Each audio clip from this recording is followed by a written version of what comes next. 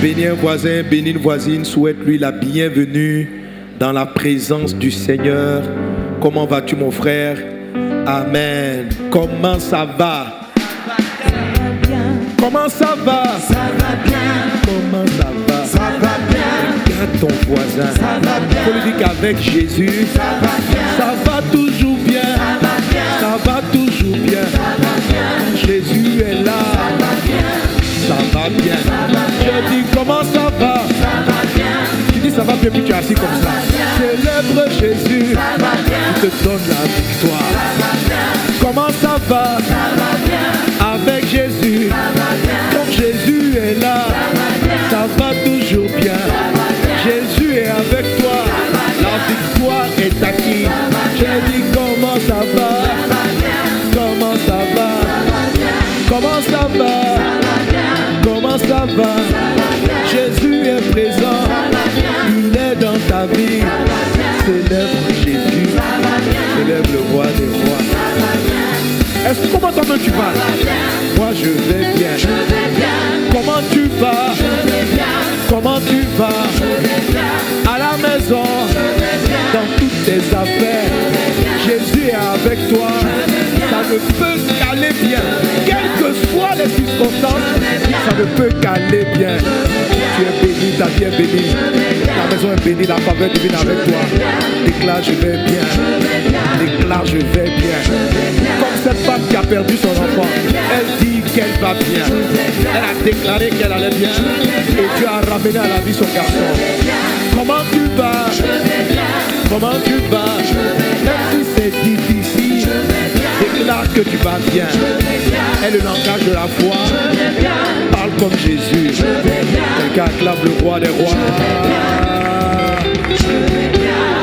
Amen.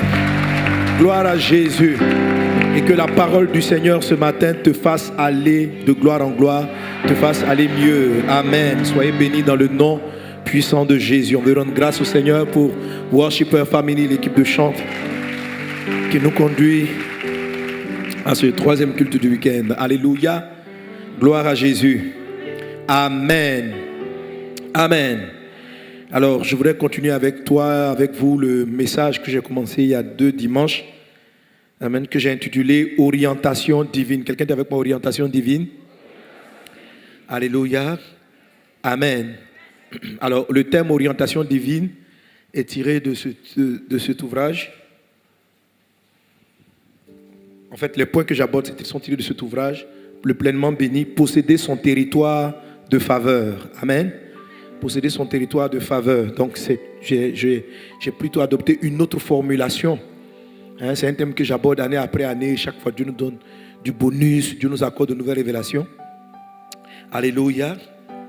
Alors, donc, orientation divine, c'est la main bienveillante de Dieu qui vient te guider, qui vient te dire, va par ici, fais tel choix, ne fais pas celui-ci, prends telle option, etc. Ça s'appelle l'orientation divine. Alléluia. Tu as besoin d'être divinement orienté. Un homme dans sa vie est confronté à des décisions, il est confronté à prendre des décisions, à faire certains choix. Le succès, la réussite, l'échec dans ta vie viennent des choix que tu fais. Amen. Tu dois choisir, tu dois prendre les bonnes décisions. Que Dieu t'oriente divinement au nom de Jésus. Au nom de Jésus. Dis avec moi, je suis divinement orienté. Amen. Dieu doit nous diriger. Alléluia. Et lorsqu'on lit le psaume 23, la Bible parle de ce Dieu qui nous oriente. Du Dieu qui nous conduit. On déclare ensemble le psaume 23. Alléluia. Amen. Le pianiste, tu me laisses? Tu joues pas, pianiste? Joue, je t'entends pas. Ok, merci. Alléluia. Le psaume 23, à partir du verset 1, il a dit quoi? Quand il dit David, l'Éternel est mon berger, je ne manquerai de rien. Amen. Il me fait reposer dans de verts pâturages. Il me dirige près des eaux paisibles. Alléluia. Alléluia. Ce passage nous parle de l'orientation divine. Amen. La Bible dit que Dieu nous dirige, que Dieu te dirige. Que le Seigneur t'oriente. Que le Seigneur conduise tes pas. Ça veut dire Dieu nous dirige. Ça veut dire qu'il y a des moments où il te fait arriver un carrefour, il te dit, bon, je te dirige, prends la direction gauche, prends la direction droite, prends telle orientation, fais tel choix, prends telle décision. Et la Bible dit qu'en faisant de la sorte, ton Dieu te conduit près des eaux paisibles. Entre dans les eaux paisibles au nom de Jésus. Alléluia. Alléluia. Alors, c'est quoi les eaux paisibles? Dis avec moi les eaux paisibles. Amen. C'est quoi les eaux paisibles? Alléluia. Les eaux paisibles, c'est la dimension dont je suis en train de te parler dans ce message que j'ai appelé Rehoboth. Quelqu'un dit avec moi Rehoboth? Alléluia. Que Dieu t'amène vers les eaux paisibles. Alléluia. Alléluia. Amen. Bon, je vais monter mon pianiste.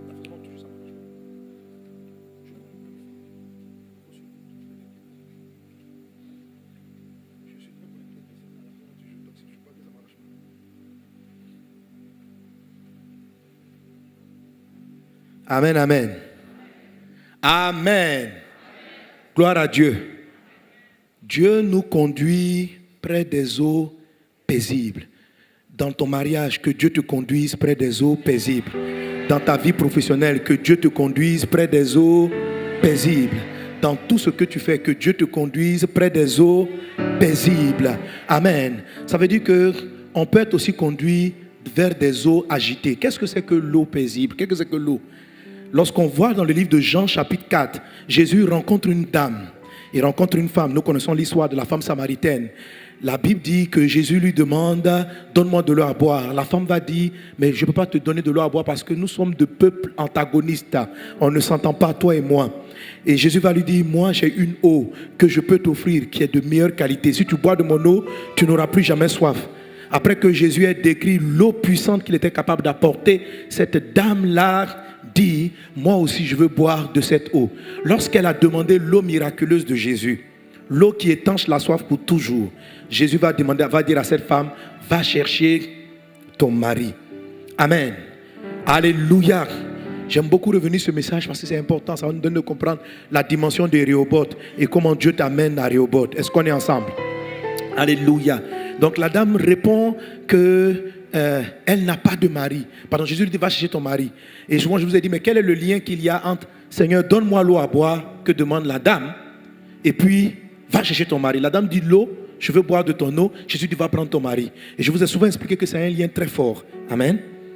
Et alors la dame lui dit, je n'ai pas de mari. Et Jésus va lui répondre, tu as eu 5 maris, et celui avec qui tu es n'est pas ton mari. C'est-à-dire que pendant que la femme pensait que Jésus parlait de l'eau, une eau comme celle du puits, Jésus était plutôt en train de parler de ce que cette femme n'arrivait pas à étancher sa soif d'un foyer stable. Donc elle était allée de mariage en mariage et elle était en train d'essayer un 6e couple. Jusqu'à quand elle rencontre Jésus qui lui dit, si tu bois de cette eau, la femme pensait à l'eau physique pendant qu'il était en train de dire le 6e là.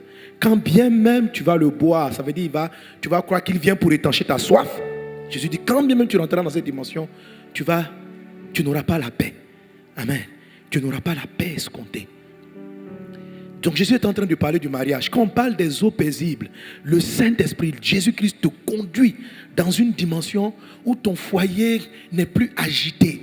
Où ton foyer, tu n'es plus en train de te demander combien de fois tu vas récupérer, combien de fois tu vas répondre. Que Dieu t'amène près des eaux paisibles.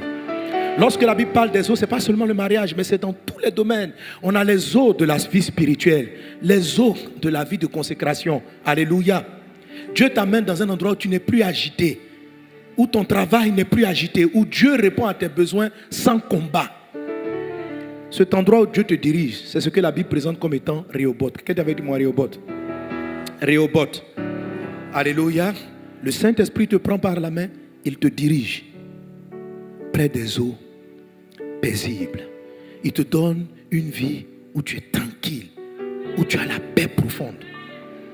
Quand je parle d'orientation divine, c'est la main bienveillante de Dieu qui vient diriger tes pas. C'est-à-dire que quand Dieu te dirige, si tu suis son orientation, à la fin, tu vas connaître une profonde paix. Alléluia. Alléluia. Tous les mariages précédents de cette dame étaient des eaux agitées. Mais Jésus dit, si moi tu bois de mon eau, tu n'auras plus jamais soif. Que Dieu te conduise dans les eaux paisibles. Et quand vous continuez le psaume 23, c'est tout ce dont parle Jésus. L'orientation divine. Comment Dieu nous conduit. comment Dieu nous oriente, les choix que tu vas prendre, les décisions. Souvent, tu es là dans ta vie professionnelle, tu quittes ce travail ou tu ne quittes pas ce travail. Tu déposes la démission ou tu ne déposes pas ta démission. Tu as besoin d'orientation. Si tu arrives à entendre la voix de Jésus, il va t'orienter vers les eaux paisibles. Alléluia. Certaines fois, tu es à la maison, tu dois choisir. Je travaille encore avec cette personne ou je ne travaille plus avec elle. Je la garde ou je ne la garde pas. Tu as besoin d'orientation divine. Si tu suis la voie du berger, il va te diriger près des eaux paisibles. Alléluia. Alors le but de mon message, de cet enseignement, c'est de vous donner de sentir cette voix qui parle en vous. Et depuis quelques dimanches, je vous explique, en réalité, l'orientation, vous l'entendez. Mais vous n'y prêtez pas attention, vous l'entendez. Elle vous dit constamment les bonnes décisions à prendre et celles qu'il ne faut pas prendre. Quelquefois, la décision que Jésus vers laquelle vous dirige semble la plus bizarre. Mais si vous suivez, vous allez voir qu'à la fin de l'histoire, les eaux sont paisibles. Que Dieu t'oriente dans les eaux paisibles au nom de Jésus. Je le déclare sur ta vie. Qu'il en soit ainsi dans le nom de Jésus-Christ de Nazareth. Alléluia. Alléluia. Alors, j'ai tiré cette histoire de Rehoboth. Dis avec moi Rehoboth. De la vie de cet homme de Dieu qu'on appelle Isaac. Je vais vous inviter à ouvrir vos Bibles avec moi dans le livre de la Genèse. Genèse chapitre 26. Est-ce qu'on est ensemble? Amen. Alléluia. On va commencer à partir du verset 12. Il est dit, on va lire ensemble, 1, 2, 3. Isaac sema dans ce pays et il recueillit cette année le centuple, car l'Éternel le bénit. Cet homme devient riche et il alla s'enrichissant de plus en plus jusqu'à ce qu'il devienne fort riche. Il avait des troupeaux de menu bétail et des troupeaux de gros bétail et un grand nombre de serviteurs. Aussi les Philistins lui portèrent envie. Tous les puits qu'avaient creusés les serviteurs de son père du temps d'Abraham, son père, les Philistins les comblèrent et les remplirent de poussière. Amen. Et verset 16. Et Abimelech dit à Isaac, va-t'en de chez nous, car tu es beaucoup plus puissant que nous. Isaac partit de là et campa dans la vallée de Guérar où il s'établit. Lisons ensemble, frère, je ne vous entends pas bien. Isaac creusa de nouveau les puits d'eau qu'on avait creusés du temps d'Abraham son père. Amen. Ça, c'est ce que je vous ai fait marquer la dernière fois, le dimanche dernier. Isaac creusa de nouveau. Mais je veux que tu regardes bien le creuser de nouveau. Amen. Donc, on reprend. Isaac creusa de nouveau les puits d'eau qu'on avait creusés du temps d'Abraham son père et qu'avaient comblé les Philistins après la mort d'Abraham. Et il leur donna les mêmes noms que son père leur avait donnés. Alléluia. Donc note cette affaire aussi. Il leur a donné les mêmes noms. Ça veut dire qu'il avait la possibilité de donner d'autres noms. Il n'était pas obligé de prendre les noms de son père. Le nom que son père avait donné à ses puits. Amen. Il leur donna les mêmes noms. Verset 19. Les serviteurs d'Isaac creusèrent encore dans la vallée et trouvèrent un puits d'eau vive. Amen. Donc je veux que tu remarques qu'après avoir réouvert les trous creusés par papa, Isaac va maintenant commencer à creuser d'autres puits. Et il va trouver de l'eau vive. Verset 20, on lit ensemble. Les bergers de Guérar querellèrent les bergers d'Isaac en disant, l'eau est à nous. Et il donna au puits le nom d'Ézek parce qu'il s'était disputé avec lui. Verset 21. Ses serviteurs creusèrent un autre puits au sujet duquel on chercha aussi une querelle. Amen. Dis à ton voisin, creuse encore un autre puits. Amen. Et il l'appela Sitna. Verset 22. Il se transporta de là et creusa un autre puits. Dis à ton voisin, creuse encore. Amen. Il se transporta de là et creusa un autre puits pour lequel on ne chercha pas querelle. Et il l'appela Rehoboth, car dit-il, l'Éternel nous a mis au large et nous prospérerons dans le pays. Que cela soit ton partage au nom de Jésus. Alléluia. Amen. Amen. Alors, la dimension que j'appelle Rehoboth, c'est celle-là où tu creuses un puits, ça veut dire une source de vie. Un puits, c'est une source de vie, c'est une source de paix. Alléluia. C'est le bonheur, c'est la grâce. Et on appelle Rehoboth la dimension où tu peux jouir des biens que Dieu te donne sans guerre, sans palabres, sans querelle. La dimension de Rehoboth, c'est l'instant où tu entres tu es dans une dimension spirituelle, dans ta communion avec Dieu, où certaines batailles sont terminées. Il y a des personnes qui sont dans le Christ, mais qui se battent encore contre beaucoup de démons et des esprits des sorciers. Mais dans le nom de Jésus de Nazareth, tu entres en Rehoboth. Amen. Ce sera paisible. Alléluia. Il y a des Rehoboth conjugaux. Amen.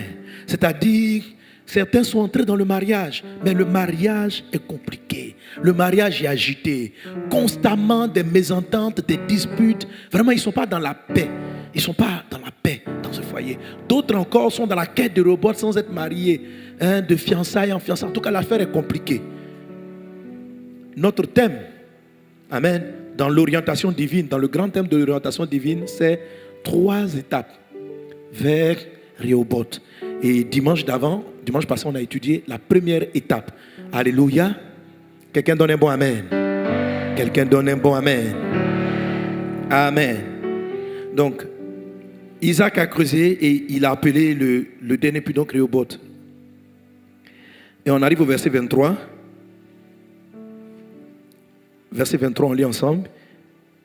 Il remonta à Beersheba.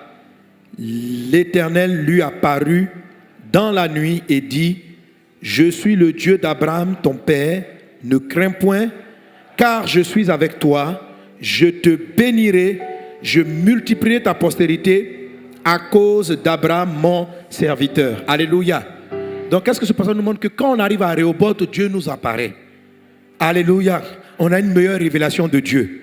Lorsqu'on arrive à Rehoboth, Dieu te dit exactement où tu dois partir. Entre dans la dimension dans laquelle Dieu t'envoie au nom de Jésus. Amen. Verset 25. Il bâtit là un autel, invoqua le nom de l'Éternel. Il dressa sa tente et les serviteurs d'Isaac y creusèrent un puits. Il a encore creusé.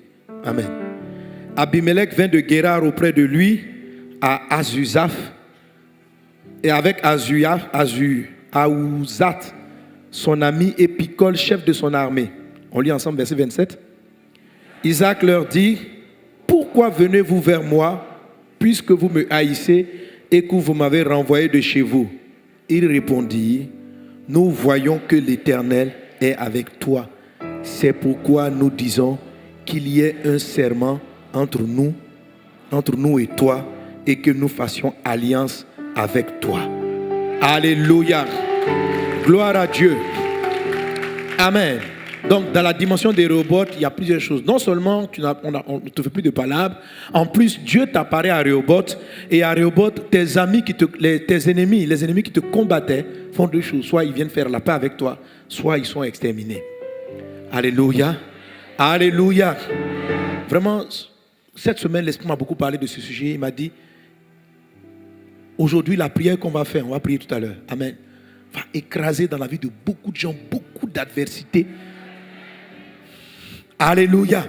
Beaucoup d'adversités. Tu vas voir que tu vas sentir que certains combats sont finis. Ça ne veut pas dire que dans ta vie qui vient, il n'y aura plus de bataille. Mais Rehoboth est comme la fin d'une saison de combat. Et puis maintenant, le moment où tu vas aborder. Vous savez, Dieu dit ceci à Isaac. Il dit, ta postérité va posséder le pays. Donc, il lui donne de nouveaux défis. Il lui donne de nouveaux défis. Alléluia. De nouveaux défis. Que les combats que tu as connus jusqu'à présent cessent. Et que maintenant, tu entres dans une nouvelle dimension de grâce. Au nom de Jésus. Au nom de Jésus. La faveur divine est avec toi. Au nom de Jésus de Nazareth. Alléluia. Gloire à Jésus. Amen. Alors, comment est-ce que Dieu nous conduit, nous oriente? Donc, Le but de Dieu, c'est de te donner des avis, des conseils dans toutes les décisions que tu dois prendre. Et c'est ce qu'on appelle l'orientation divine. Et ces décisions-là t'amènent quelque part.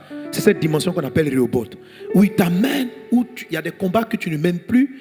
Si tu avais emprunté le chemin, par exemple, de l'enfantement, quand tu arrives à Rehoboth, tu n'as plus à te battre par rapport aux enfants. Si ton Rehoboth familial, c'est avoir vraiment la paix dans ton foyer, quand tu arrives à Rehoboth, tu sais que tu es dans le mariage que Dieu t'a donné, mais quand tu arrives à Rehoboth, tu entres dans la paix. Tu entres dans la paix. Cette dimension est ton partage au nom de Jésus. Maintenant, c'est quoi ces différentes étapes? La première étape, c'est l'attitude de Isaac. Comment Dieu l'a conduit à Rehoboth? La première des choses que Isaac a faites et qu'on a traité dimanche dernier, c'est que malgré qu'il avait les moyens de creuser d'autres puits, et on l'a vu, il n'est pas allé creuser d'autres puits. Il a d'abord creusé les puits que son père avait creusés. Il les a rétablis. Amen. C'est ça la première étape. Il a restauré les puits. Ça veut dire qu'il a ramené la source d'eau qui avait été éteinte. Pour entrer dans l'endroit de la paix, il faut commencer par traiter avec son histoire. Il faut commencer à traiter avec son passé. Alléluia. Tout ce que l'ennemi a détruit dans ton passé, tu dois faire la paix, tu dois te réconcilier, tu dois laisser les sources d'eau vive reprendre. Ton histoire, ça peut être une vie conjugale ou bien des relations avec des hommes qui ont été catastrophiques. Au point où aujourd'hui, tu es vraiment en train de dire, ce mariage que j'ai eu, que Dieu m'accorde la paix. Tu vois, si tu n'es pas guéri des blessures de tes relations passées, elles vont te poursuivre dans ta nouvelle étape. Et même dans ton foyer qui était censé être l'endroit de repos, tu ne seras pas au repos. Tu dois regarder, vous savez, je rencontre souvent des familles où les hommes ou les femmes réagissent, parce que Dieu leur a donné peut-être un bon conjoint, mais ils réagissent avec ce conjoint par rapport à leurs blessures antérieures. Ils réagissent par rapport à leurs blessures antérieures. Je t'entends parler de femmes, il me dit, il me crie là-dessus, mon mari. Et quand on s'assoit pour régler le problème, tu vois que le monsieur ne lui crie pas là-dessus, il ne jurie pas. Mais chaque fois qu'elle est un peu contrariée, elle se souvient de ce qu'on lui avait fait il y a longtemps. Et elle commence à avoir des réactions bizarres dans la maison. Pourquoi elle a des réactions? Parce qu'il y a des puits qui sont restés fermés. Ça veut dire qu'il y a quelque chose qui aurait dû lui donner la vie dans son passé, mais que lui n'a pas donné la vie. Il y a quelque chose, elle aurait dû avoir de la joie dans le passé. Et cette joie-là a été entravée, bloquée. Restaurer son passé, restaurer les puits de ton père, c'est de... Tu vois cette désélection, tu as laissé le passé, mais tu te retournes à un moment donné. C'est juste une étape. Et tu regardes là où les puits ont été fermés. Et tu prophétises, et tu pries, et tu pardonnes à ceux qui t'ont fait mal. Et tu pardonnes à ce que les parents n'ont pas pu faire dans ta vie. Tu bénis Dieu pour ce qu'ils ont fait de bon dans ta vie. Et tu rétablis les puits. Là où il devait avoir la vie, tu ramènes la vie par les paroles. C'est ainsi qu'un homme comme Joseph, malgré que ses frères, là encore, il y a beaucoup d'affaires de puits. Ses frères l'ont jeté dans un puits, mais la citerne était vide. Est-ce qu'on est ensemble? Mais Joseph a pu regarder son passé. Il a dit ceci: si mes frères n'avaient pas tenté de me vendre, je ne serais pas, non, n'avaient pas vendu, pardon. Ils n'avaient pas tenté de me tuer, je ne serais pas ici en Égypte pour sauver toute ma famille. Joseph a fait la paix avec un drame de son passé. C'est important que ton passé ne soit pas un cauchemar. S'il est un cauchemar, si tu ne peux pas regarder chaque étape de ta vie passée en disant merci Jésus. C'est vrai que c'était dramatique, mais si je n'étais pas passé par là, je ne serais pas là aujourd'hui. Ceux qui sont poursuivis par leur passé ne peuvent pas aller vers Rehoboth. Comment on rentre dans la paix? Il faut traiter avec ce qui t'a fait la guerre hier et t'a laissé des marques, des blessures dans ton âme. Ça a été donc la première étape. Est-ce qu'on est ensemble? Est-ce qu'on est ensemble? Je ne vous sens pas bien au deuxième culte de la journée. Vous êtes fatigué? Vous avez sommeil? Alléluia. D'habitude, vous êtes plus chaud que le premier culte, mais au-delà du premier culte, c'était plus chaud que vous. Donc, rattrapez-vous. Quelqu'un donne un bon amen. Quelqu'un donne un bon amen. La deuxième étape vers Rehoboth se trouve toujours dans les mêmes phrases. Donc, il a réouvert les puits de son père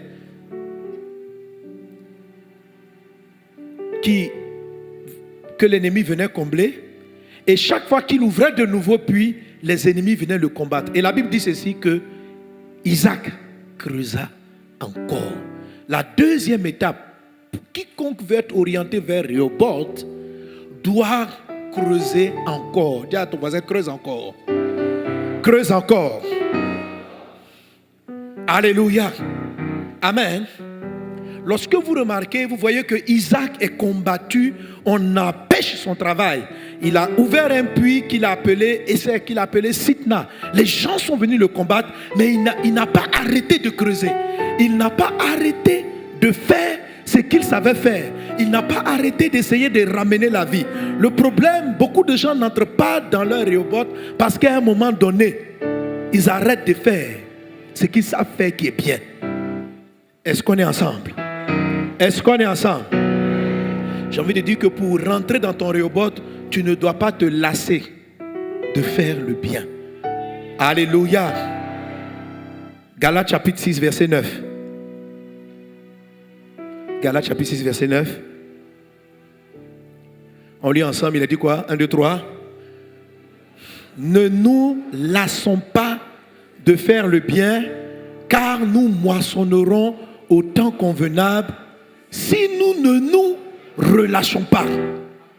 Ce qui signifie que il y a des chrétiens qui ne moissonnent jamais leurs heures de prière, leurs bonnes œuvres, parce qu'à un moment donné, ils ont arrêté de faire les bonnes choses qu'ils faisaient.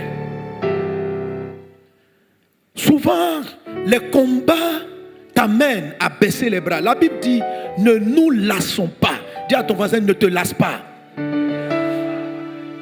Alléluia. Alléluia. Si prier est une bonne chose, mais que tu pries après des années, tu n'as toujours pas de résultat, et tu commences à te demander, mais est-ce que prière marche? La prière marche. Je te dis encore, prie encore. Prier est une bonne chose. Ne te lasse pas de prier pour le sujet. Si tu subis une injustice, malgré tes prières, l'injustice semble te poursuivre, le malheur semble te poursuivre, prie encore. Alléluia. Écoute frère, il y a des victoires qui sont uniques. Ça veut dire il y a des victoires, à peine vous priez, vous y entrez. Mais il y en a d'autres, surtout celles qu'on appelle Rehoboth, là où on n'a plus la guerre, là où on est paisible.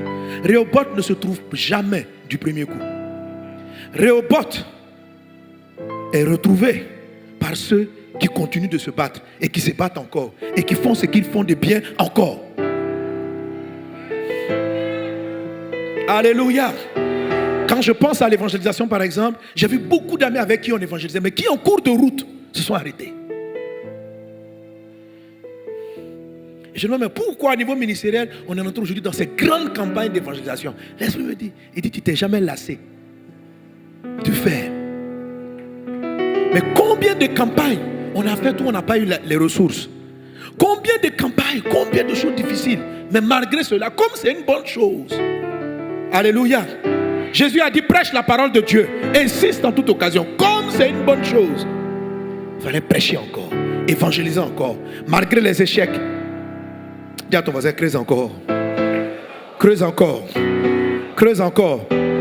Creuse encore. Prie encore.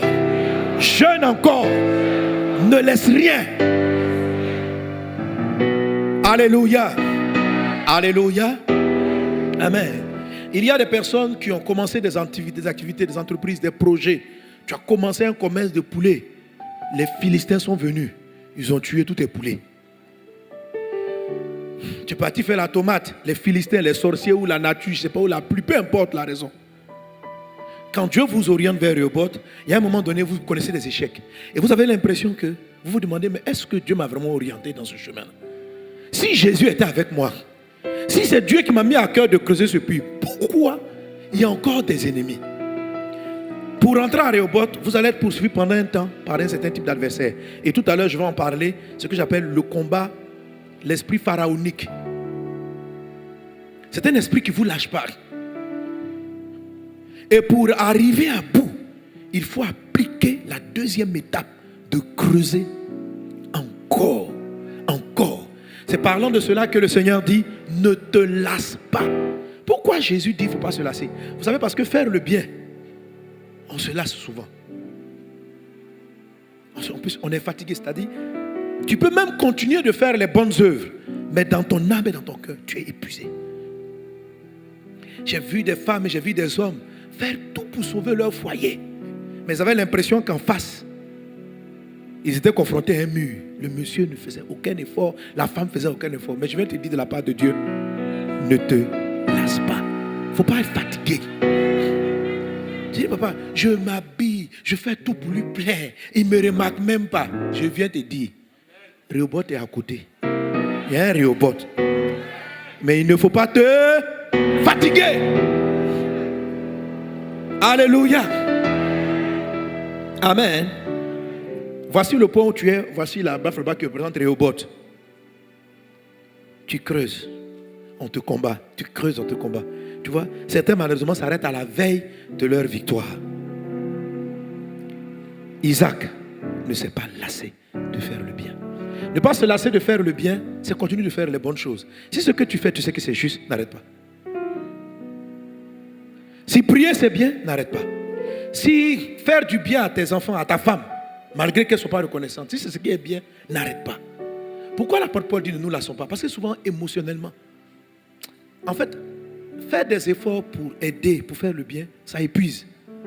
Voilà, ça épuise. C'est vrai que tu as une bonté naturelle, mais ça fatigue, surtout quand les gens sont indifférents. Ça fatigue. Donc l'apôtre Paul vient pour dire, pardon, ne sois pas fatigué. Il faut faire encore. Tu vas moissonner.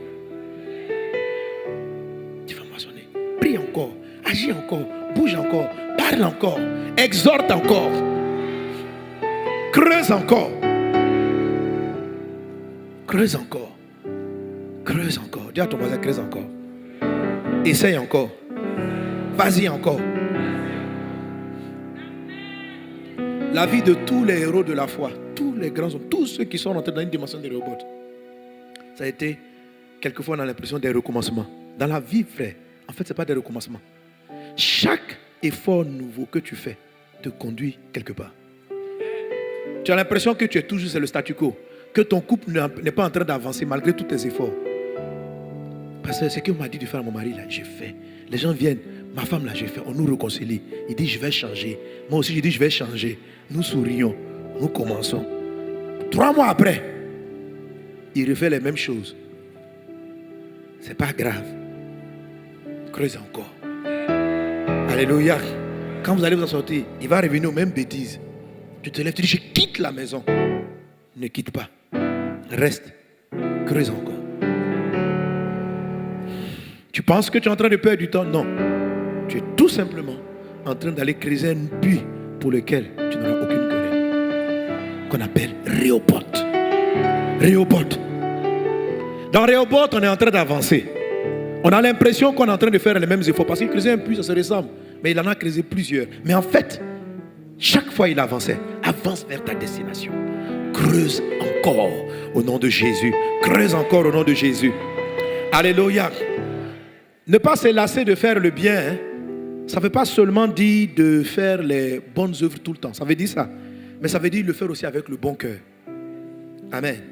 Dans le livre de Apocalypse chapitre 2, verset 1, à partir du chapitre verset 2, la Bible nous parle de l'église d'Éphèse. On va lire ça. Il est dit, écrit à l'ange de l'église d'Éphèse, voici ce que dit celui qui tient les 7 étoiles dans sa main droite, celui qui marche au milieu des 7 chandeliers d'or.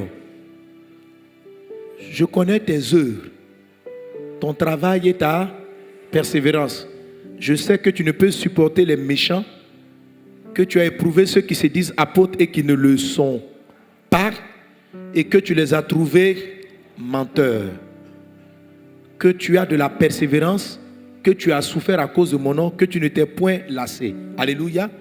Donc voilà une église qui continuaient de faire l'œuvre de Dieu, des gens qui ne baissaient pas les bras, des gens qui étaient persévérants, ils ne se fatiguaient pas, ils faisaient toujours les bonnes œuvres. Mais la Bible dit une chose, il y a un élément quand même pour lequel ils se lassaient. On continue le passage, il est dit, mais ce que j'ai contre toi, c'est que tu as perdu ton premier amour. Alléluia. Il a dit, Dieu a dit d'abord, je vous félicite parce que vous continuez de faire vos programmes, vos activités. Tu fais toujours les mêmes œuvres. Ma soeur, tu fais toujours la cuisine. Tu es toujours là. Mais il y a une chose qui montre que tu es fatigué. C'est que tu n'aimes plus comme la première fois au début. Le zèle, l'amour, la passion avec lequel tu faisais ce bien t'a quitté. Se lasser de faire le bien, ce n'est pas seulement l'acte que tu répètes, c'est le cœur de l'acte aussi.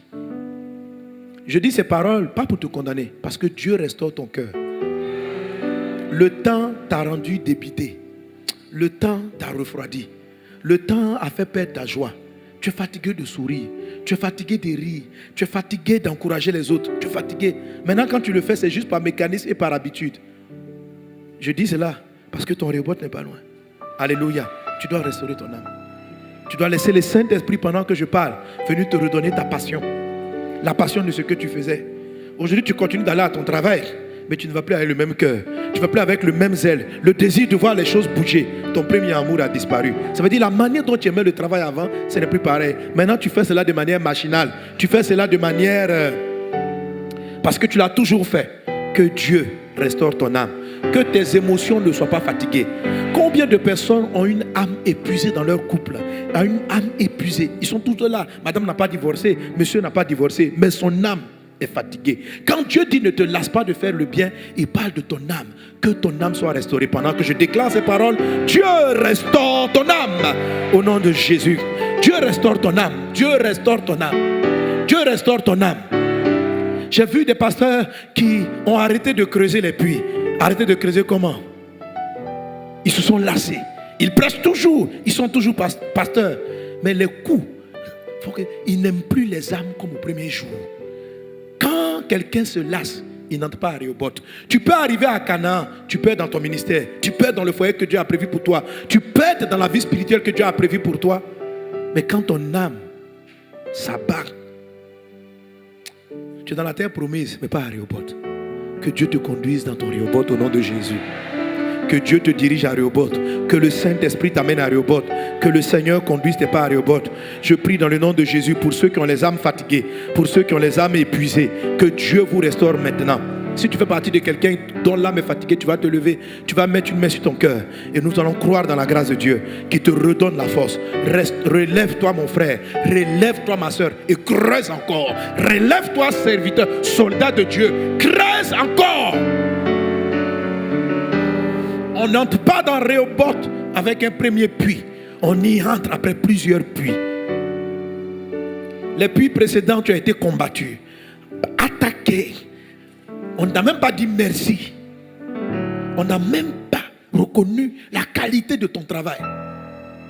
Tu crois que tu es en train de perdre ton temps? Non. Le Dieu qui te dirige a pris la main. Il dit, je te conduis près des eaux paisibles. Mais tu dis, mais l'eau là, ce n'est pas paisible, il y a des querelles. Il dit, creuse encore. Il a appelé Sitna, on dit creuse encore. Il a appelé Ézek, creuse encore. Et à un moment donné, il a creusé. Il est allé trouver le puits. Et plus personne ne l'a combattu. Il dit, j'appelle cet endroit Rehoboth. Dans le nom de Jésus, le Seigneur restaure ton âme. Père, nous croyons dans ta grâce divine. Si tu nous envoies cette parole, c'est pour restaurer les âmes épuisées, les âmes fatiguées. Certains d'entre nous continuent de faire leur travail, mais n'ont plus le cœur qu'ils faisaient, avec lequel ils le faisaient hier. Jésus, je crois en ta grâce divine. Tu es la source de la vie, tu es la source de l'amour, tu es la source de la passion, tu es la source de notre cœur. Que tes eaux nous inondent, que ta force nous inonde, que nous ne nous lassons pas de faire le bien. Père, je prie pour la restauration de l'âme de ma soeur, de l'âme de mon frère, dans le nom de Jésus. Tu es celui qui nous dirige près des eaux paisibles. Que ton serviteur et ta servante aillent et entrent dans les eaux paisibles. Il en est ainsi au nom de Jésus. Quelqu'un donne un bon. Acclame Jésus. Alléluia. On peut se rasseoir. Amen. Amen. Et nous sommes toujours à la deuxième étape. Donc, première partie, dans la deuxième étape, c'est de refaire encore ce que tu faisais hier. De ne pas arrêter de faire le bien, de ne pas te lasser. Il faut le faire encore. Tu salues, on ne te répond pas, salut encore, c'est pas grave. Tu dis bonjour, on ne te dit pas bonjour, dis bonjour. Est-ce que dire bonjour c'est bien? C'est bien. Alors continue. Tu es poli, les gens sont impolis, sois toujours poli. Tu es courtois, les gens te répondent par un manque de respect, continue de respecter. Continue, n'arrête pas. C'est une bonne attitude. Tu n'as pas à déterminer ton comportement par rapport à la réaction des autres. Tu creuses ton puits, viens fermer, creuse encore. Tu es courtois, les gens sont discourtois, soit continue d'être courtois. Tu pardonnes les gens et ils ne te pardonnent pas tes erreurs. Continue de pardonner. Améliore-toi. Ne perds pas tes valeurs. Tu es un champion. Tu vas jusqu'au bout. Alléluia. Tu es quelqu'un qui tu fais partie de la race qui rentre à Rehoboth. Tu entres dans ton Rehoboth. Tu entres dans ton Rehoboth. Fais ce que tu as à faire. Sois la femme que tu dois être. Sois le mari que tu dois être. Assume. Va jusqu'au bout. Fais-le par rapport à Dieu. Fais-le par rapport à ton passé. Fais-le par rapport à ton futur. Amen. Fais-le. Fais le bien. Et ne te lasse pas de faire le bien. Au temps convenable. Et le temps convenable n'est pas loin. Parce que je ne viens pas pour t'enseigner simplement. Je viens pour t'annoncer Rehoboth. Je vois Rehoboth qui n'est pas loin. Je vois Dieu qui te met au large. Ce n'est pas loin, c'est juste à côté. Creuse encore. Fais encore ce puits-là. Creuser, ce n'est pas évident. Ça enlève beaucoup de poussière. Creuser, ce n'est pas faire un trou. Creuser un puits, c'est aller jusqu'à retrouver la source d'eau. Et ce n'est pas facile. Certains puits, la source d'eau se retrouve en surface. D'autres fois, il faut aller plus loin. Mais Isaac ne se limitait pas à faire des trous. Il faisait des puits. C'est-à-dire, il partait chercher la source. Chaque fois, il partait chercher la source. Il ne savait même pas si on n'allait pas encore le chasser. Il ne savait même pas. Parce qu'il a fait un puits. Les gens sont venus le chasser. Il est parti faire un puits. Ils l'ont chassé encore. Il dit, peut-être qu'ils vont venir encore me chasser, mais ce n'est pas grave. Je vais creuser. Et il a creusé. Il dit, peut-être qu'ils vont me combattre, je ne sais pas trop, peu importe. Mais je vais le faire. Et un jour, il creuse. Et il se rend compte que plus personne ne vient l'attaquer. Plus personne ne le combat. Son travail commence à être reconnu. Les choses changent. Il dit non, celui-là, je suis entré quelque part. Je viens d'arriver dans une autre dimension. Je viens d'arriver à Rehoboth. J'ai été mis au large. On ne se bat plus contre moi. Et quand il a appelé Rehoboth, la nuit, Dieu lui a apparu. Dieu dit, voilà qui tu es. Voilà où tu vas. Voilà ta vie. Voilà ta destination. Si tu n'arrives pas à Rehoboth, tu n'auras pas ta révélation. Si tu n'arrives pas à Rehoboth, Dieu ne t'apparaîtra pas. Tu as besoin que papa vienne te parler. Mais pour le moment, c'est la période où tu dois creuser. C'est la période où ce que tu entends, ce sont des cailloux qu'on te lance. On te dit de quitter ta place. Mais ne quitte pas ta place. Continue. Creuse. Rehoboth, ce n'est pas le premier puits. Ce n'est pas le deuxième. Mais tu finis par y arriver. Et tu vas y arriver. Tu sais que tu es presque arrivé. Ton Rehoboth est là. Ce n'est pas maintenant que tu vas baisser les bras. Alléluia. Alléluia. Mais Rehoboth, c'est non seulement maintenir ta qualité, mais c'est aussi se battre. C'est aussi frapper l'adversaire. Enlever la poussière qu'il a placée sur le... La Bible dit, on va recouvrir les puits de poussière. C'est se battre. C'est frapper encore l'ennemi. C'est creuser. Ce n'est pas simplement aller trouver la source d'eau. Mais c'est tenir tête à une forme d'adversité. Ce que j'appelle les attaques, le type d'emprise. Pharaon. Pharaon. Quand vous lisez l'histoire de Moïse pour la délivrance d'Israël, il a été confronté à une adversité étrange. La plupart des ennemis dans la parole de Dieu, Dieu les frappe en une fois et puis ils s'écroulent.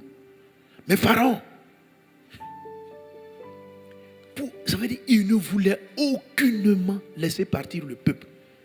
Après chaque plaie, sinon plusieurs des plaies, il a dit, Moïse, ok, allez-y.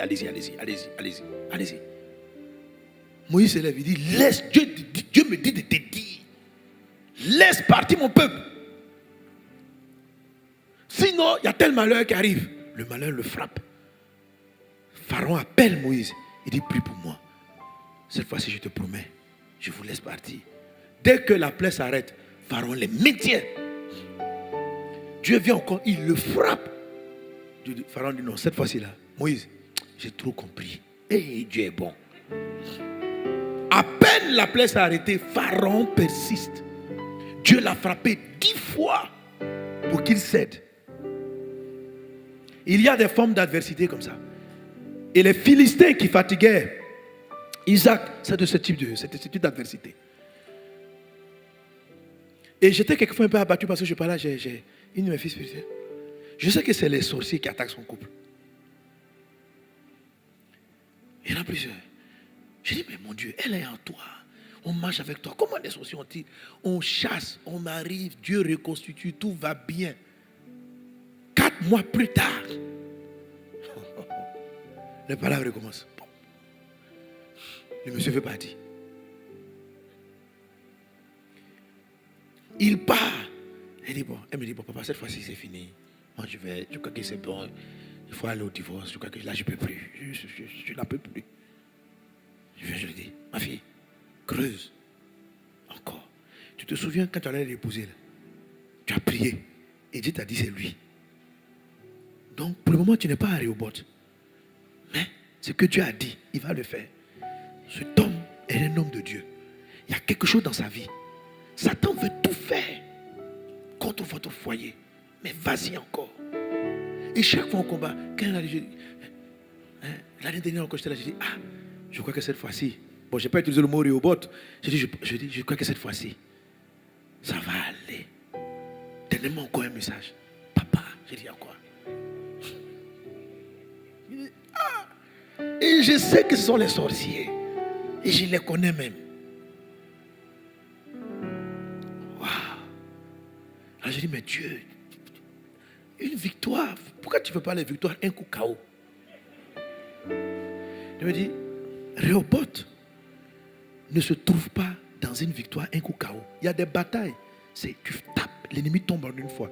Mais quand tu es confronté à un esprit type Pharaon, il voit Dieu, il voit les miracles, il voit la puissance. Mais quand même,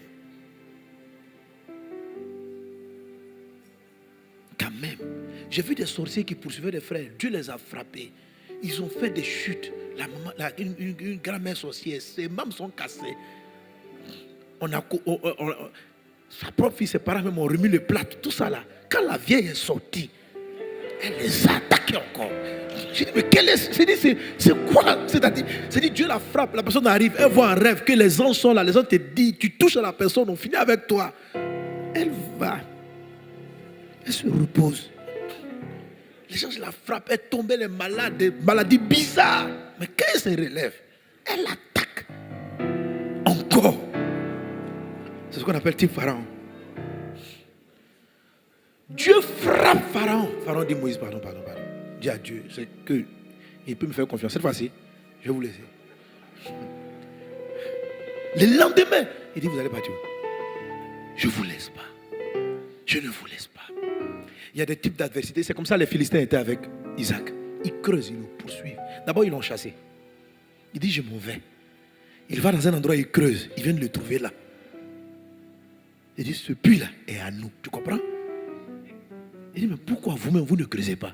Il dit, on s'en fout, creuse. Il part à l'endroit, il creuse, il vient encore. Pourquoi toi, c'est pour nous. Et on lui fait des querelles. Mais il n'arrête pas pour autant. Est-ce qu'on est ensemble? Est-ce qu'on est ensemble? Aujourd'hui, la deuxième chose dans creuser encore, dans la deuxième étape, j'ai deux parties. Il y a creuse, ne te lasse pas de faire le bien, mais ne te lasse pas de combattre et de frapper l'adversaire. De frapper. Et aujourd'hui soir, on va frapper, il va s'écrouler. Parce qu'il y a un moment donné, alléluia, il y a un moment donné, à la 10e plaie, Dieu dit à Moïse, cette fois-là, il ne faut plus combattre.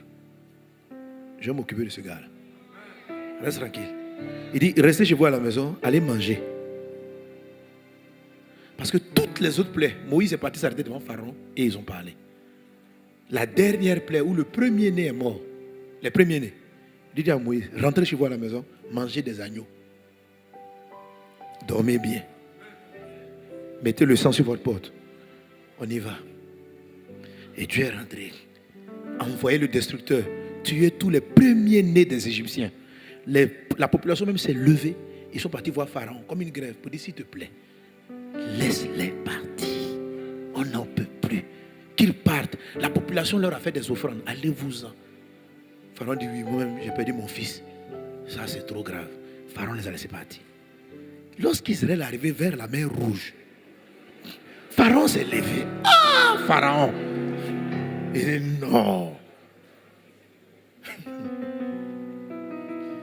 C'est-à-dire même, je crois que peut-être même Dieu supposait qu'il allait s'arrêter après le premier né. Il dit, non, c'est pas possible. Allons les attraper. Et ils sont partis les poursuivre. Et là, Dieu a montré quelque chose à Pharaon. C'est-à-dire, il a effacé son nom de dessus la terre. Il a ouvert la mer et il a englouti. Rehoboth, c'est cela. C'est-à-dire que il y a un moment donné, Dieu se lève et puis il met fin. Il met là, c'est-à-dire, parce qu'il s'est dit que même si je t'empêche, parce qu'à un moment donné, comme il allait rattraper le peuple, Dieu a créé un tourbillon, un vent qui les a séparés. Dieu aurait pu faire ça et puis les laisser traverser le fleuve. Mais c'est dit, ce gars, la mer même ne va pas l'empêcher. C'est-à-dire que quand le vent va cesser, il va fabriquer des bateaux. Il va prendre les bateaux, aller les chercher à Canaan, leur faire la guerre dans leur Canaan, pour dire, revenez en Égypte. Dieu dit, Pharaon, aujourd'hui, je t'enterre. Toi, tes généraux, ton armée, ta famille, je finis avec ça. Je viens de la part de l'Esprit Saint te dire, parce que c'est ce que Dieu m'a dit. Je parlais tout à l'heure de ma vie spirituelle et puis je connais beaucoup de cas comme ça. Je connais beaucoup de cas où je vois, je me dis, mais c'est la sorcellerie qui les combat. Je dis, mais je sais que c'est la sorcellerie. Elle est enceinte. L'ennemi vient tuer l'enfant. C'est comme une attaque constante. Fausse couche sur fausse couche, fausse couche. Et je dis à toi aussi qu'il y a ce même combat de fausse couche enchaînée. Tombe enceinte encore. Tu es avec ton mari, vas-y, essaye encore. Dieu va te faire rentrer à Rehoboth. Ne te décourage pas. Tu as perdu ce dernier, pleure, c'est normal. Sois triste, c'est normal, mais relève-toi et puis fais encore. Amen. Parce que le bébé qui arrive, c'est ton Rehoboth. Je sais même que tu vas l'appeler Rehoboth. Mais tu vas enjoliver Rehoboth. Rehobi, Ribi, Rehobouni. Tu vas dire à ton garçon, toi, tu es mon Rehoboth. Tu es la fin de mes larmes. Tu es la fin de mes combats. Alléluia. Alléluia. Tu rentres dans un mariage Rehoboth. Tu entres dans une vie spirituelle Rehoboth. Tu entres dans une vie sociale Rehoboth. Dieu te met au large. C'est ce que signifie Rehoboth. C'est-à-dire, il te prend et puis il te met la distance entre toi et puis le combat. Les batailles que tu as connues. C'est-à-dire, quand tu vas te souvenir, quand tu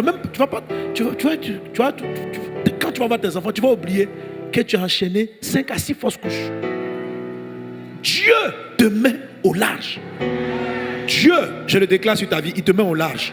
Et Dieu m'a dit de prophétiser la fin de Pharaon. Maintenant, on l'enterre. C'est-à-dire, il y a deux choses. Il continue de te poursuivre. Il continue de te poursuivre. S'il ne s'arrête pas à ce culte-là, c'est pas bon pour lui. Non, c'est pas bon. C'est pas bon. Dieu a voulu épargner Pharaon. Il dit, je prends ton fils.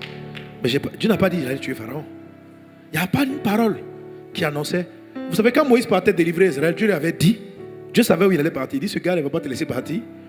Mais quand je vais prendre son premier, il va vous laisser. Et Dieu a tout fait pour arriver au premier. Il pensait que Pharaon allait s'arrêter après le premier. Et Pharaon dit, je ne m'arrête pas. Et c'est là que Dieu dit, bon, qu'il en soit ainsi. Tu vas savoir qui je suis. Et Dieu me dit de te dire cette parole. Ce n'est pas des messages que j'ai inventés. Ce n'est pas une connaissance. Non, je parle par l'Esprit du Seigneur. Et cette semaine qui est en train de s'écouler, j'ai eu plusieurs cas d'esprit persistant, type pharaonique, contre certains des fils et des filles spirituels. Et j'étais là, j'ai dit à Dieu, mais comment? Ils m'ont dit, mais parce qu'ils m'ont posé des questions. Je ne les ai pas rappelés. Parce que j'étais en train de chercher cette grâce. J'ai dit, Seigneur, voilà des années que je suis ce cas. Et les maladies ne quittent pas son corps. On prie, la personne va mieux. 1 mois, 2 ans plus tard, la maladie récidive. On prie, elle va mieux. Et Dieu nous dit qu'elle doit vivre. Que ce n'est pas de cette maladie-là qu'elle va partir. À un moment donné, vous avez envie de dire, mais peut-être que si tu veux la prendre, prends-la en même temps. Dieu dit non. Il y a des batailles qui sont de ce type. Et il faut les assumer. Que ce genre de combat, ça paraît étrange, mais c'est comme une orientation pour t'amener à Rehoboth. Tu dois entrer à Rehoboth. Relève ta boîte. Frappe, creuse encore. Ne t'arrête pas. Quand tu regardes dans ton cœur, c'est ce métier-là que tu aimes. Ne dis pas non, tellement ça a échoué, je vais changer. Ne change pas. Quand quelque chose n'est pas de Dieu, tu le sens en toi. Et là, tu changes. Dieu peut t'arrêter. Tu peux sentir dans ton cœur que c'est parce que tu as pris un mauvais chemin. Mais des fois, quand tu rentres dans ton âme, tu sens qu'il y a beaucoup d'obstacles, mais c'est la route. Ça s'appelle une orientation divine. Vas-y. Derrière ce mur se trouve ton Rehoboth. Derrière cet obstacle se trouve ton Rehoboth. Quand vous avez la paix de Dieu qui vous demande d'avancer, avancez. sembler étrange, mais avance. Les choses peuvent te combattre et tu te demandes, mais est-ce que j'ai fait le bon choix? Mais dans ta conscience, tu sais, le chemin vers ta destinée est déjà écrit en toi. Tu le sens? Tu le sens. Les gens peuvent te lâcher, mais quand tu fouilles dans ton cœur, si tu arrêtes ce combat, c'est contraire à tes valeurs. C'est-à-dire, c'est comme si tu viens de perdre, tu te perds toi-même. Et tu ne vas plus jamais te retrouver. Rehoboth est derrière ce genre de bataille. Où tu ne sais pas, mais il y a quelque chose dans ton cœur qui te dit, il ne faut pas que tu lâches. Rehoboth est après cela. Il y a des batailles, on sent l'opposition. Et puis nous-mêmes quand on prie, Dieu te dit, ce n'est pas ta bataille. Mais tu sens que c'est ton combat. Si tu sais que c'est ton combat, vas-y, creuse encore. Va encore, frappe encore. Aujourd'hui, tu vas frapper. Alléluia. Dieu a visité un roi, le prophète Élisée, avant de mourir. Là, comme vous pouvez ramener le texte que vous m'avez affiché au premier culte, au culte d'avant. Avant de partir, on lit ensemble, il a dit, puis Élisée dit au roi, bande l'arc avec ta main. Et quand il l'eut bandé de sa main, Élisée mit ses mains sur les mains du roi. Il dit, ouvre la fenêtre à l'orient. Il l'ouvrit. Élisée dit, tire. Et il tira. Élisée dit, c'est une flèche de délivrance de la part de l'Éternel. Une flèche de délivrance contre les Syriens. Tu battras les Syriens à Aphek jusqu'à leur extermination. Alléluia. Tu vas faire ces gestes prophétiques là. Bande ton arc, fais comme ça. Et puis regarde ta destinée. Regarde ta destinée. Les choses qui te combattent. La flèche, c'est ton destin. Ça veut dire que, tu sais, la flèche, c'est une précision. Tu es à droite. Tu vas toucher ta cible. La cible que Dieu te montre, tu vas l'atteindre. Donc, Élisée, le prophète, dit à l'homme de Dieu, au roi, roi, bande l'arc et puis vise ta cible, vise l'Orient. Dieu te dit que, parce que les Syriens se comportaient comme l'esprit pharaonique, ils ont, durant toute la vie de Élisée, ils ne faisaient que faire la guerre à Israël. Et à un moment donné, Dieu dit, il faut que je finisse avec ce peuple. Alors, bande l'arc, toi aussi bande ton arc. Regarde la destinée que Dieu te montre. Regarde le futur que Jésus t'a promis. Regarde les choses qu'il t'a dit. Et tire ta flèche. Va vers ton destin. Laisse partir ta destinée. Envoie ta main comme ça, tout droit. Dans le nom de Jésus. Rien ne t'arrête. La voie est ouverte devant toi. Tends la main et passe au travers de l'adversité. Au travers du combat. Au travers des réponses de la méchanceté. Tu avances dans le nom de Jésus. Dis avec moi, j'avance au nom de Jésus. J'avance au nom de Jésus. Comme une flèche qui vise sa cible. Je transperce l'air et j'avance dans le nom de Jésus. J'atteins la vision que Dieu m'a donnée au nom de Jésus. Rien ne m'arrête en chemin au nom de Jésus. Je l'atteins au nom de Jésus. Quelqu'un donnez-moi amen. Alléluia. Mais ce n'est pas terminé. Amen. Voilà la victoire. Malheureusement ici, le roi va faire quelque chose qui n'a pas été bien. Il y a quelque chose qu'il ne va pas comprendre. Allons-y, la suite du texte. Lisons ensemble, 1, 2, 3, verset 18 maintenant. Élisée dit encore, prends les flèches, et il les prit. Élisée dit au roi d'Israël, frappe, toi frappe ton pied au sol. Amen.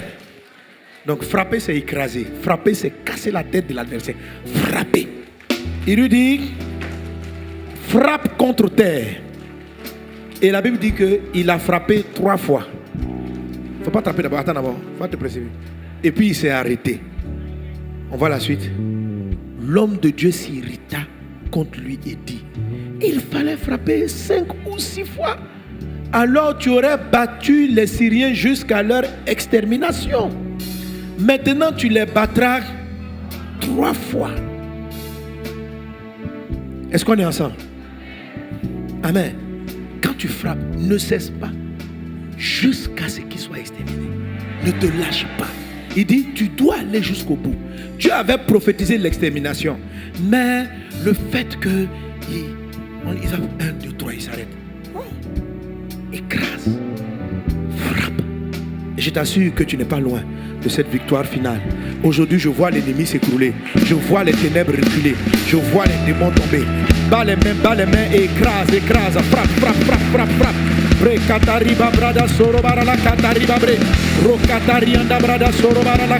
L'adversité du péché, l'adversité de la maladie, l'adversité de la lourdeur spirituelle, l'adversité des ténèbres, dans le nom de Jésus-Christ de Nazareth, je te frappe dans le nom de Jésus. Je te frappe. La colère de Dieu se dresse contre toi. Œuvre de la magie, œuvre de la sorcellerie, tu es détruit dans le nom de Jésus. Je te ravage dans le nom de Jésus. Je te frappe jusqu'à l'extermination dans le nom de Jésus. Tu ne passes pas plus loin dans le nom de Jésus. Rekataria dabrada soro baralabe. Rakataria dabrada soro baralaba. Rekataria dabrada soro baralabe. Rakataria dabrada brada brada slo. Esprit de lourdeur spirituelle, œuvre de sorcellerie, maladie, je te frappe dans le nom de Jésus. Je frappe le cancer dans ton corps. Je frappe le sida. Je frappe cette hypertension. Je frappe l'esprit des fibroses. Je frappe la stérilité dans le nom de Jésus. Je frappe les œuvres des sorciers. J'aveugle les œuvres des sorciers. Je les frappe par la puissance de Dieu. Je frappe l'adversité. Esprit de pauvreté, je te frappe. Esprit de tournant, je te frappe. Esprit impur, je te frappe. Je te frappe dans le nom de Jésus. Akatari anda baba baba baba. Rekatari anda brada. Shokatari mama da hota. Rekatari anda brada sota. Bakatari mama baba brada. Rekatari anda brada sota. Shakatari anda brada lota. Loma katari babredes. Rakatari anda brada. Reda brada soro baralabe. Raide shikatari anda bro. Rokatari da baba baba se. Rekatari anda bro. Roba rakatari anda bro. Reda brada soro baralabe. Riba katari anda brada. Shokatari anda brada so. Luma katari amame. Raba katari madosa. Roba rakitiri mabros. Devaya madama damada. Shabara katari babre. Lukatale da mono shakata. Riba katari anda brada so. Ne t'arrête pas. Que la sainte colère de Dieu t'anime. Que les œuvres de ténèbres soient paralysées. Parle encore contre cette maladie qui ne va te lâcher. Parle contre cette pauvreté qui est collée. Parle contre l'esprit de division dans ton foyer. Parle contre les œuvres des sorciers qui se lèvent contre ta maison, contre ta vie.